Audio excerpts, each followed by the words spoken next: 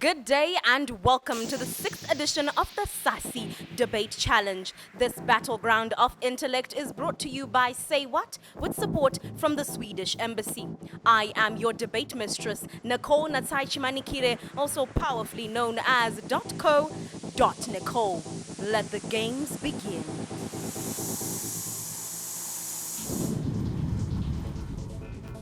Before I read out the motion, I shall ask the four teams that are about to battle it out in matters of persuasion to introduce themselves, starting from my far right, going all the way to my far left. Podium 1. Hi, my name is Tari. I'm from Great Zimbabwe University. Hello, my name is Jan and I'm also from Great Zimbabwe University. Hello, my name is Robert and I'm from Africa University. Hello, my name is Makanaka and I'm also from Africa University. Hello, my name is Aninyasha and I'm from Bindura University of Science Education. Hey, my name is Louis Aperezuka and I'm from Bindura University of Science Education. Arthur Twin from Chinhoyi University of Technology.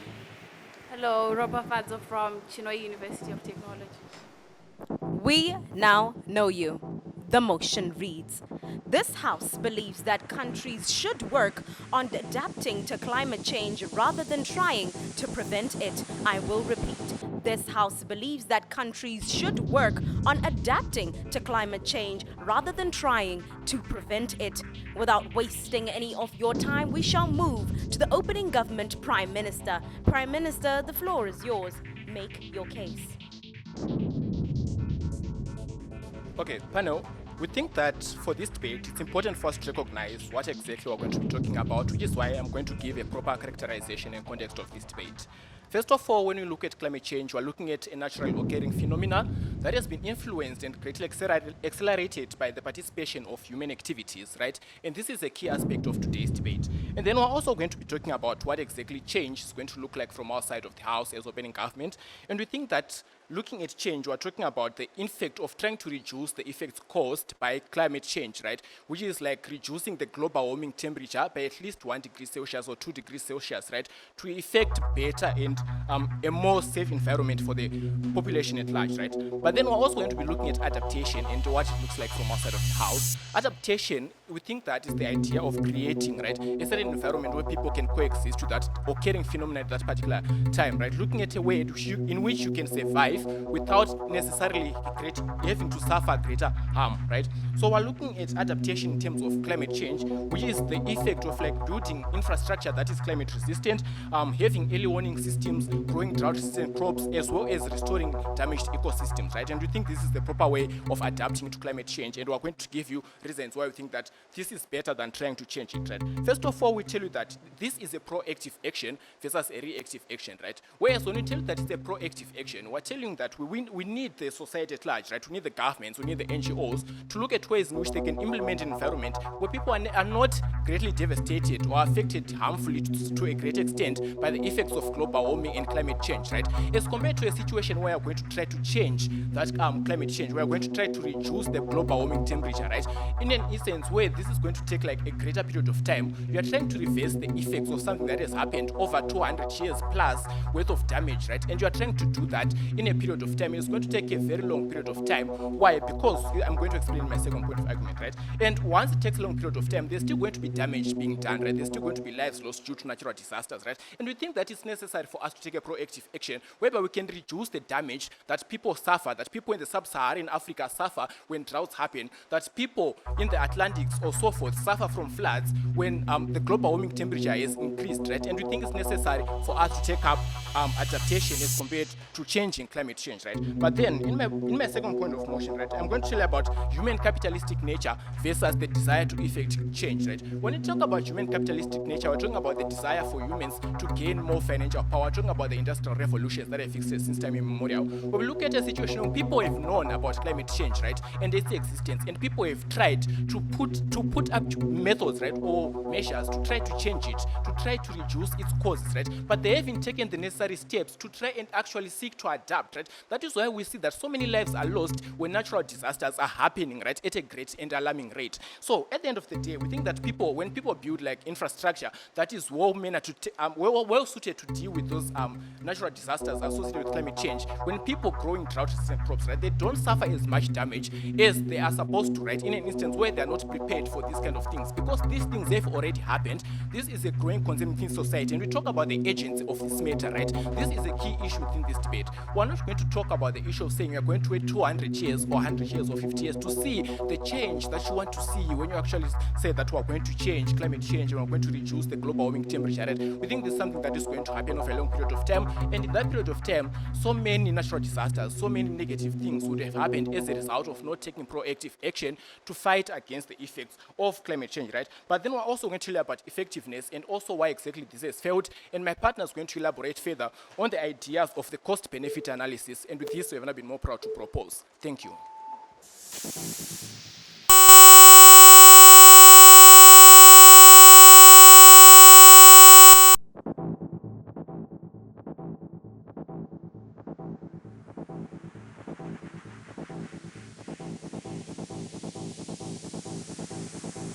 It has a cause and symptoms.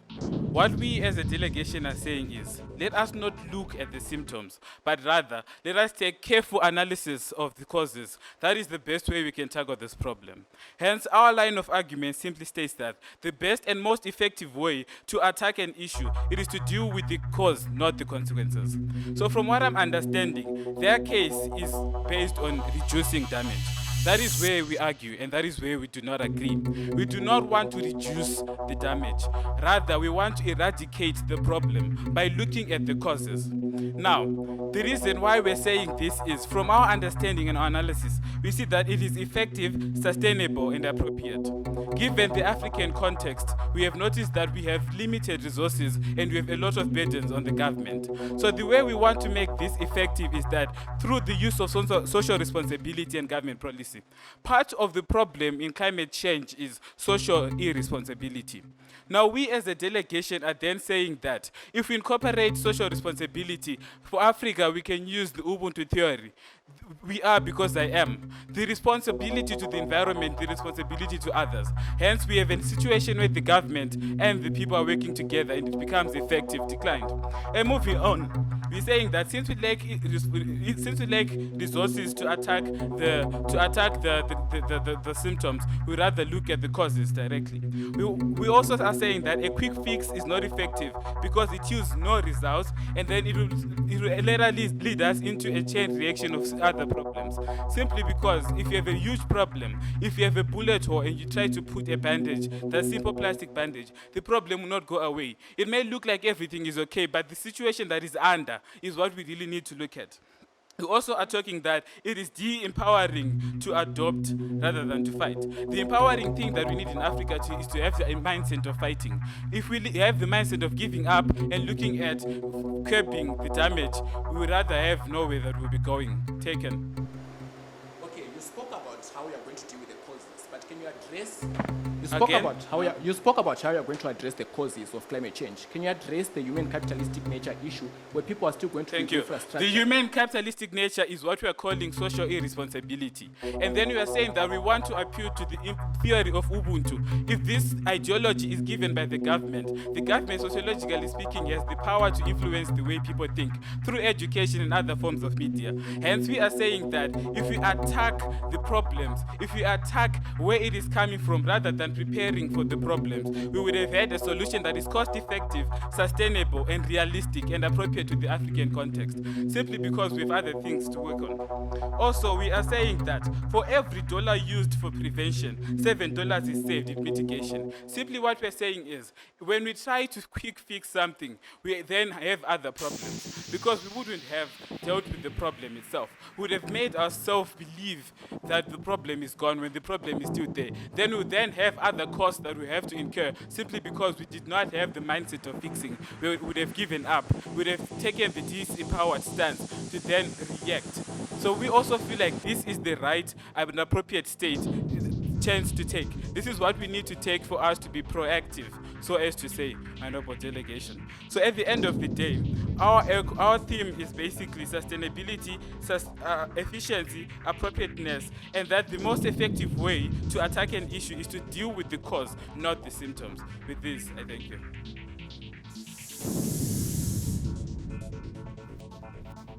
And that was the leader of opposition. At this beautifully heated juncture, we will be taking a short break. Stay tuned and we will be back with more.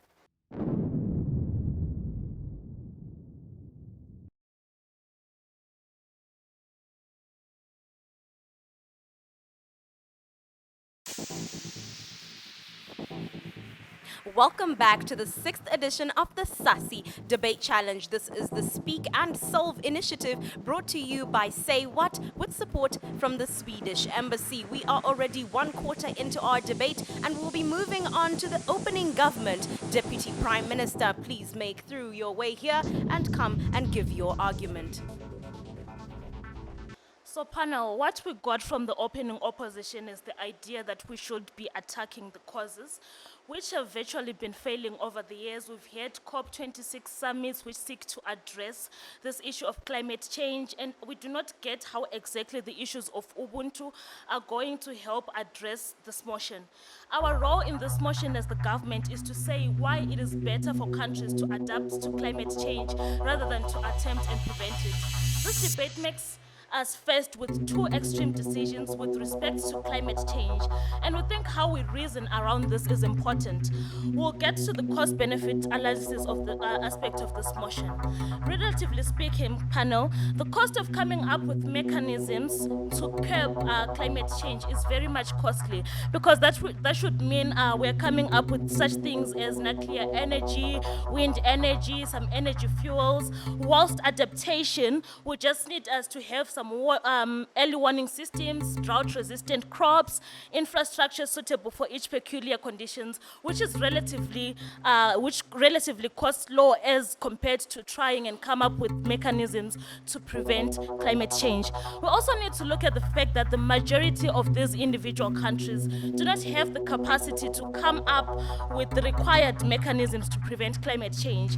And this is also the reason why climate change is seemingly unattainable, because there hasn't been equity measures to assist countries towards achieving the same goal. It's like we all have the same goal of changing climate or preventing climate change, but countries have different capabilities, abilities, and also priorities towards the supposedly same goal that we seek to achieve. This leads us to the issue of prioritization. I mean, we feel like it makes less sense for developing countries, for example, to prioritize channeling funds and efforts towards changing climate and how it works, which is also a mammoth, unattainable task, and therefore cast less attention to more pressing issues. We feel like this takes us back to the issue which my Prime Minister brought forward before, that it is we're fighting a lost battle, because the amount of time it takes to do is ages. And in those ages, people are dying, people are losing their lives, their livelihood, and their homes due to the effects of climate change. We think that attempting to change climate is agonizing rather than organizing. I mean, even if we changed it, it will take ages, and it doesn't make sense for us to have measures in place, not to have measures in place whilst it's that. When people then face disasters pursuant to climate change, it's better for them to be prepared for it than not at all. We do not quite think that this issue was addressed by the opening opposition, because we got a lot of Ubuntu and how they seek to attack the causes. We don't think that is important in this debate, because people would rather be prepared whilst waiting for these climate change mechanisms that takes ages and ages for it to sprout. Ma'am. you comment on the fact that in terms of African countries and developing countries, green movements are actually funding greener options and sustainable options, unlike your Which is why infrastructure? you mentioned that this has been happening for quite a long time, but the goal seems unattainable now because despite the number of years and ages it has taken, it really seems like a romantic, attainable idea, but ideally it is not. We think that adapting is more practical because it will protect people from feeling these causes of that come with climate change. With this, we've never been proud to propose. That was the Deputy Prime Minister from the opening government. As the conversation continues, I will ask the opposition opening to give us their deliberation from the Deputy Leader of Opposition. Make your case. So, as a delegation, what we're coming to you today is we're talking about these two issues, prevention versus adaptation. And as a house, as opening opposition, we have come to you and we have talked about the efficiency, the sustainability, and the appropriateness of taking such action as opposed to trying to adapt to climate change. And the major reason why we are saying this is because if we bring forward an even-if analysis for side government, we are saying to them, even if we adapt to climate change and we do nothing to prevent it, at the end of the day, what we are seeing is that people will continue all these problems that are being caused by climate change, things like floods, natural disasters, and all of these things, they will not be fixed. So at the end of the day, we are continuing to adapt, and we are specifically contextualizing this motion with developing countries, meaning that these are countries that are not in a position to continue these adaptations every single day. Because if sea levels rise today, and then we put them, if sea levels rise today, and then we try to build buildings that are able to sorry, let me start again. If we build infrastructure, for example, the issue of sea levels, and sea levels continue to rise, who's to say that within the next 50 years they will not rise again? So what do? Do we just continue to adapt whilst we let the problem go bigger? No. So when side government comes up to us, they're talking about proactive action, and we are saying, how is it proactive to wait for disaster to happen as opposed to trying to mitigate that problem before it even happens? We are saying that as side opposition, we are saying that we want these issues to be dealt with before they even occur, because it makes no sense to stop something that has already occurred. They also talk about capitalism, and we are talking, and they bring up the issue of infrastructure, and we come up to you and we are saying, these are in developing countries. These countries do not have the capabilities to continue to adapt, but we are seeing that it is working. In countries like Brazil, they've already reduced greenhouse emissions by over 90 million tons in the last few years. So we are seeing that this issue of preventing climate change is actually something that is working for the better. And we are also talking about how they also bring up the point of how lives will be lost. But we're saying that, yes, we might suffer small losses right now, but in the long term, the long-term gain of preventing climate change is the most important thing. So what are we saying to you right now as side opposition? We are talking about how we are saying that we shouldn't look for these quick fix solutions that don't actually help the problem. We are saying that by creating reforestation efforts, and as I've said before, by doing things such as reducing the effects of greenhouse gases by reforestation, creating sinks for greenhouse emissions, and also by using sustainable, renewable material, we actually do more for climate change than trying to adapt. Yes. Do you understand the cost-benefit analysis of trying to stop or trying to prevent are much more problematic than trying to adapt to this climate change? As I said before, we are looking at this debate in the context of developing countries. So we are saying that these countries are not in a position where they can continue all the time to adapt to climate change. Because if climate change is not stopped, that means that today something is going to happen, tomorrow something is going to happen, and it's going to be even worse. How are we going to deal with that issue? But we are saying that by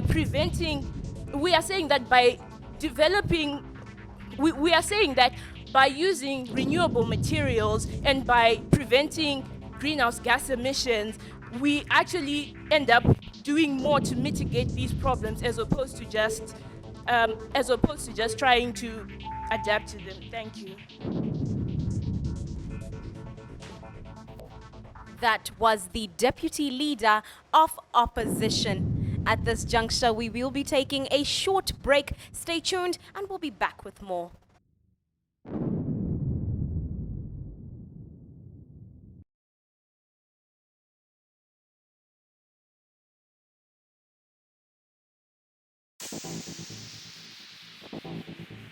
Welcome back. This is still the 6th edition of the Debate Challenge, brought to you by Say What, with support from the Swedish Embassy. We are now at the half mark of our debate and we'll be moving on to our closing government. Closing government, member of government, come and make your case.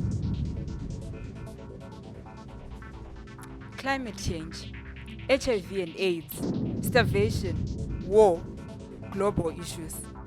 All of these are global issues that are pending and need immediate attention. Ladies and gentlemen, or rather panel, you need to understand that there has been a debate about this climate change for over 20 years now, that it is now we as a people trying to marginalize it and make it like it's not even important. You need to understand that at the end of the day, this is not a boogeyman. Let's face it head on. Ladies and gentlemen, you need to understand that at a certain stage and at a certain angle, we need to understand that all the countries that are now being deemed as LEDICs, rather developing countries, are the countries that are now being told that they are not allowed to adapt, but rather they are not allowed to adapt, but rather they need to stop climate change as a whole. But ladies and gentlemen, can we stop a natural occurring phenomena? Volcanoes actually cause climate change. Were you aware? Ladies and gentlemen, you need to understand that LEDICs have limited resources. They have limited information, they have limited support, they have needs that are very immediate. Ladies and gentlemen, or rather panel, you need to understand there are cultural and social factors, and we can no longer marginalize these countries because as they are developing, they are already having a lot of things that they are lacking, right? So you need to understand, ladies and gentlemen, that at the end of the day, we have global issues that we need to understand that these are the most important things we need to look at. We have this climate change as our main agenda at this moment in time. Of course, we have looked at other aspects of life. We have looked at the social aspects of life, like what they were saying, but really, how is this in any way so social? In the sense that, panel, economically, this climate change is affecting us. Rather socially, well, I do not know. You need to understand that at this juncture, we can never eradicate a natural occurring phenomena. Rather, let us adapt and move and fuse with it so that we can actually make a better world. Because, ladies and gentlemen, you need to understand that we have 17 SDGs, we have 8 MDGs, we have 6 continents, and all of these are going to be affected by one cancer cell that is climate change. Why are we saying it's a cancer cell? Because by leaving it, it is a ticking time bomb, ladies and gentlemen. That is going to cause a problem that will rather exterminate the human race or the animal race or the species that are all in this world, and that are going to cause problems for all of us. And we are going to literally be eradicated if we do not look at it. Ladies and gentlemen, you need to understand that we do have all these other global issues. We do have everything that is going on, but climate change is the part that we need to understand that as developing countries, it's far much better for us to be adapting to climate change rather than preventing it. Because how can we prevent this phenomenon now when we can actually live with it? With this, ladies and gentlemen, I thank you.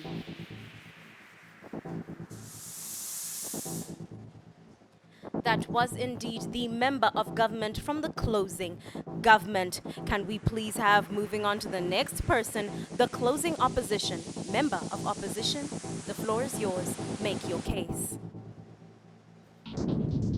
So what side opposition basically supports is that we dance to the dictates of climate change, and our problem with that is it actually doesn't solve the problem of climate change. It actually worsens the problem, and it also, we cannot be able to keep up with the changing climate change because it's not a one-year thing. It's going to be continuous, and we cannot keep up as a people because it's going to be extremely expensive. This is why we have a problem with the entire government case, because it doesn't go to the root problem. We feel that as side opposition, we support going to the root problem, because what we have discovered and what we've identified is people and in the environment interact. They live in an ecosystem and they need each other. Of course, we might be able to adapt to climate change by giving people food to those who are in droughts, and we'll be able to rescue people to those who are in floods. But what are we going to do to the flora and fauna? What are we going to do to the blue economy? This is what we feel that side government does not address, and this is why we feel we have a better case and a better solution in this debate. Now,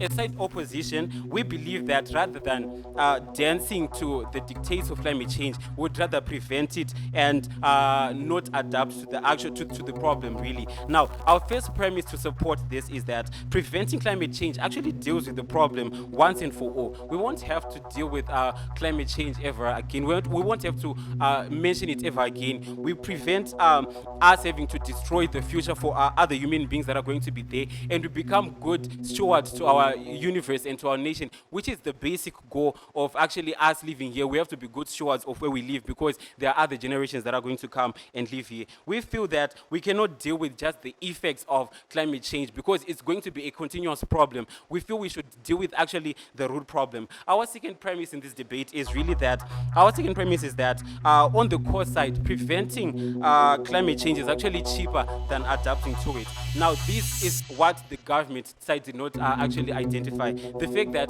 29 billion was used in 2020 to adapt to climate change, and a whopping 340 billion is expected to be used by the year 2030. This is unsustainable and it cannot work. When we stop when we're using 5 billion or 5 trillion to actually adapt to climate change. We cannot do that. It's extremely expensive. This is why we feel that we need to stop and we need to deal with the root problem, as it would destroy the problem entirely, and we won't have to deal with it. It's more sustainable that way. We feel, for our third premise, that there are global movements which we feel side government did not mention. There are global movements like the COP27, the Kyoto Protocol, the Paris Agreement declined. The Paris Agreement, where there were availed opportunities for sustainable development for the developing countries. We feel that if developing countries join this movement, they get funding to actually develop sustainably, and they join the global movement in trying to prevent and actually deal with climate change. We feel that this is the better option, as it eradicates the problem entirely, which is our goal. Our only goal is to eradicate the problem entirely. It might not take a year, as this problem has been building up for years. It might take maybe 20. A difference will be sure will be manifesting in maybe 20 years, which we feel is actually better and actually a superior option than actually trying to adapt to climate change, because it's a problem and we don't want it. We don't want to ever talk about it. Let's deal with it once and for all and actually get to move. We feel that as we also join the global force in trying to prevent climate change, we maintain our geopolitical links that we actually need, especially for developing countries, because we need the funding that they get and the expertise that they might have as people that are actually more advanced technologically in terms of information, as we try to deal with this global problem that needs a global effort to solve. With this, I'm proud to oppose.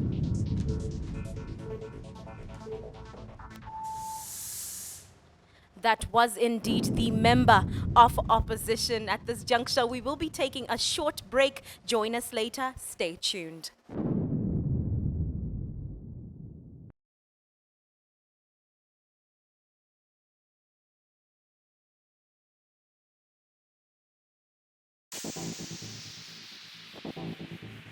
Welcome back to the 6th edition of the SASI Debate Challenge. This is the Speak and Solve initiative brought to you by SAYWHAT with support from the Swedish Embassy in Zimbabwe. We have reached that point, that last quarter. The last two speakers are at hand and they're about to make their cases. Closing government whip. The floor is yours.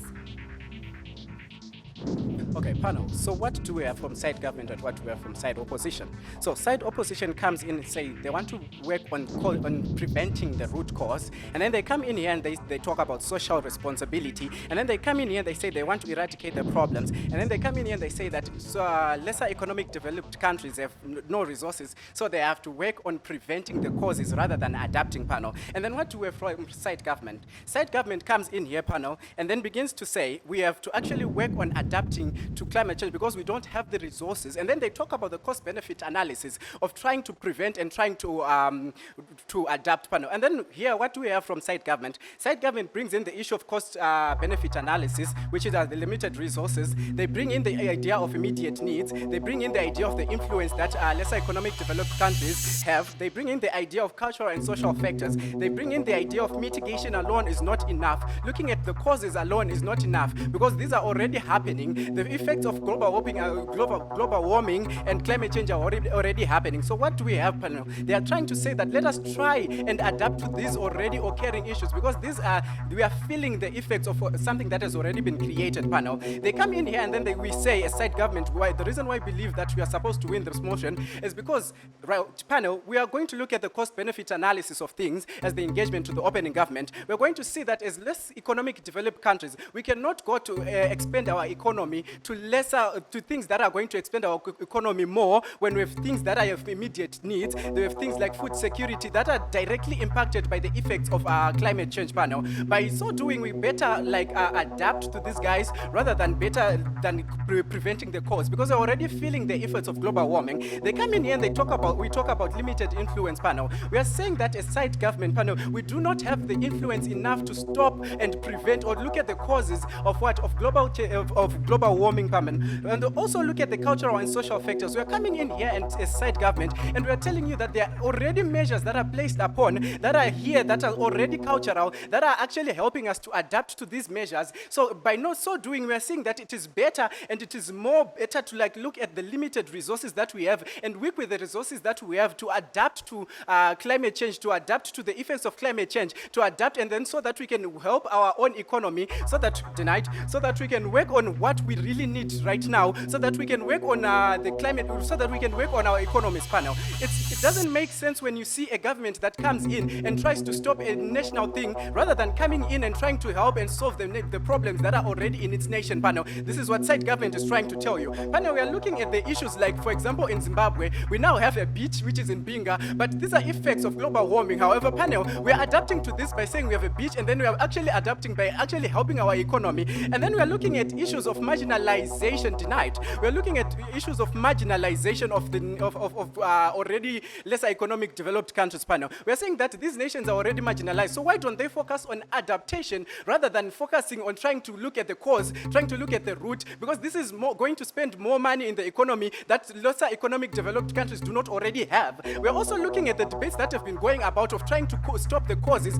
Rather, the causes, you cannot try and stop it, panel, but we can try and adapt to the effects because we have already done this. We have already tried to mitigate with the causes, and by trying to do so, the consequences, panel, we're also looking at side government, we're looking at the consequences.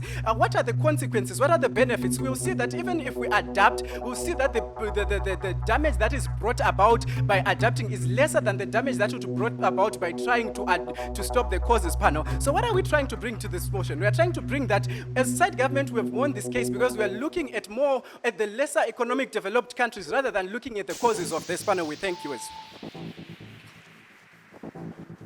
That there was the government whip coming from the closing government. Moving swiftly on to our last speaker of the day, closing opposition, closing whip.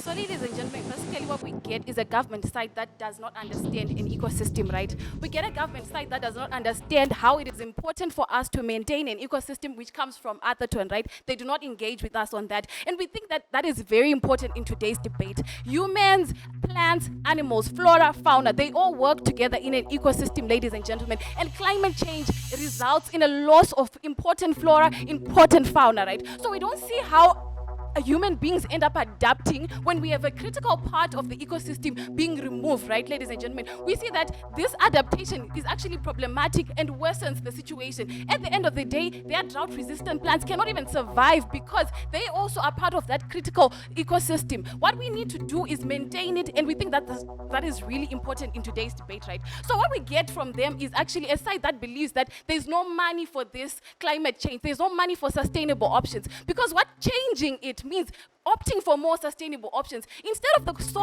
instead of the coal that is killing our environment, we're opting for the solar energy. This is cheaper. Let me show you why. That's the reason, that is the exact reason why when you now import your solar panels, there is less money, you don't pay duty. And we think that's very important. We see that the Kyoto Protocol, the Paris movement, all of these movements are actually funding money into climate change options, into sustainable options, and we feel like this is a better option. They talk about flood-resistant buildings. Ladies and gentlemen, where are we going to get that money? We can't even build standard buildings in Zimbabwe. How then can we talk about flood-resistant buildings? I'll take you later. So we show you that instead of these flood-resistant buildings, we can actually opt for more sustainable options because we have the funding from the COP27, from the Kyoto Protocol, etc., right? So what we also get from our side, Nana Firm, is how they show you how over the years we're failing and we need to prioritize, ladies and gentlemen. But as we prioritize, they forget the prioritization of important flora and fauna. They forget the prioritization of human existence, actually. Because as the temperatures get higher, ladies and gentlemen, we might not even be able to live. Because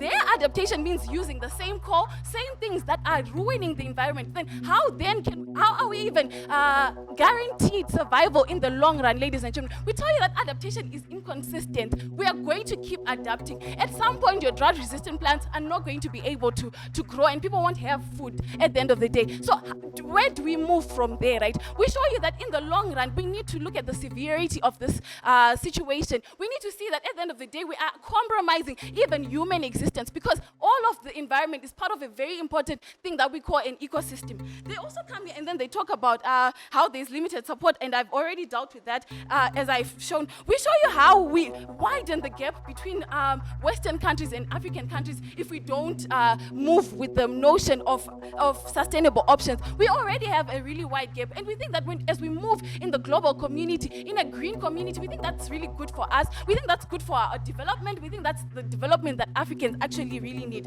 Ladies and gentlemen, so what we see, yes, yeah, take you. China is the biggest contributor to climate change. How are you going to force them to stop using coal to produce energy? We really think that these countries, as we have said during many global summits about environmental change, those issues have been addressed. These countries are actually working on changing their climate. They're actually the countries that are in the forefront of this changing of climate change. They're actually in the forefront of changing climate change, right? So we show you that we are very vulnerable as developing countries. We're in the coast, ladies and gentlemen. The floods are going to hit us harder. We're already hot. We're going to burn even more. We don't see how they prioritize us as developing countries. We really think that instead of living in a world where we don't know what's going to happen tomorrow, we need to live in a world that we are certain is safe. Thank you.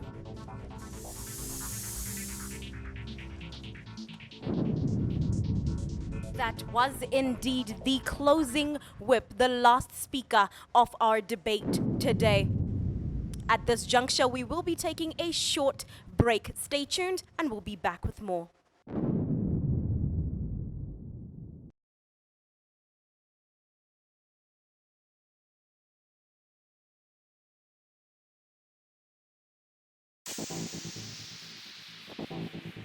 Welcome back to the 6th edition of the SASI Debate Challenge. This is the Speak and Solve initiative brought to you by SAYWHAT with support from the Swedish Embassy. Sir, from the second podium, are you hot? You are, so you think you're hot? Third podium, do you think he's hot? Nah. Why did you pass? Ouch. I've seen far much better. You've seen far much better. She thinks you're not hot. She's seen hotter. First podium, how are you feeling right now? We're feeling unshaken. Unshaken. Strong. We see you. Where's that confidence coming from? Inside, deep inside. Deep inside. We see you. Fourth podium, how are you feeling? We're scared. Scared. Why? Because we don't know. Because you don't know. So you want to know now. No. What do you mean you don't want to know now? We'd rather go for lunch first. You'd rather go for lunch first. So food first. I see you. You love food, don't you? Yes. You really, really do. But I have a question for you, Podium 1. Let's say, would you like this modern society or would you like a hunter-gatherer society? I prefer the modern society. The modern society. But you're the one who was complaining about industrialization not just moments ago. So wouldn't you rather go back to just hunting animals and wearing animal skin? No. Why? There are certain features that exist in the modern society that I'd love to keep. You'd love, what is that exactly? My technology, my entertainment, Uh-huh. my modes of transport. Yes, So you love your social media. I love my social media. I see you loving their social media. This is the SASI Debate Challenge. This is a term derived from the Shona term masasi, which means to conversate or to chat. Yes, the Speak and Solve initiative. We will now be hearing from the Chief Adjudicator. Chief Adjudicator, the floor is yours. All right, thank you so much for the lovely debate. It was really engaging and we learned a lot as a panel. So firstly, I'll just give you the call and then I'll give you a brief rundown of why we got to that call. So in first position, we have opening government. In second position, we have closing opposition. In third position, we have opening opposition. And in fourth position, we have closing government. So we felt like this was a very good debate, but on the basis of the following matters, this is how we got to the call. So what do we get in today's debate? I think the first thing is, right, so what does status quo look like? Is it effective or is it ineffective in dealing with climate change issues? So what do we get from opening government? They tell us, well, firstly, plenty of resources have been used to deal with the issue, but no change has been made, and we're even getting worse and worse. They talk about the human capitalistic nature, which is that people always build, people always want to have homes and all of those things. And then they also tell us the third point, which is that there is no equity in the climate prevention world right now, whereby certain countries get less and then others get more, and then as a result we do not get a solution for our problems because there is no equal distribution of wealth, right? So what do we get in response from opening opposition and why they rank third instead of first or second or fourth, right? They say, well, firstly, a quick fix is not sustainable. They say also we don't, the status quo right now is problematic because it is resource heavy, right? But we think that the reason why we don't value that argument is because already opening government tells us the equity distribution within status quo is problematic because less money is going to other countries and more money is going to other countries. But even if it was not that, what does adaptation look like in their world? Adaptation does not look like building beaches. Adaptation looks like, for example, creating climate-proof buildings, for creating sustainable, environmentally friendly societies and institutions that then allow us to be able to adapt to the world that we're living in. We think that was an argument that was very rarely engaged with in today's debate. That is it. That was the last round, the last debate of round 1, and we will be moving in the next time to round 2. Fourth position school. What team were you representing? What university were you representing? The fourth position. We're representing Bindura University. Third position. Africa University. Second position. Cut. First position. GZU. Great Zimbabwe University takes it all in the last debate of the last round 1. All cases having been made and the deliberations having been delivered, that is it of the 6th edition of the SASI Debate Challenge, brought to you by Say What, with support from the Swedish Embassy in Zimbabwe. I was your debate mistress, Nicole Natsai Chimanikire, also known as .co.Nicole. Until next time. Hey.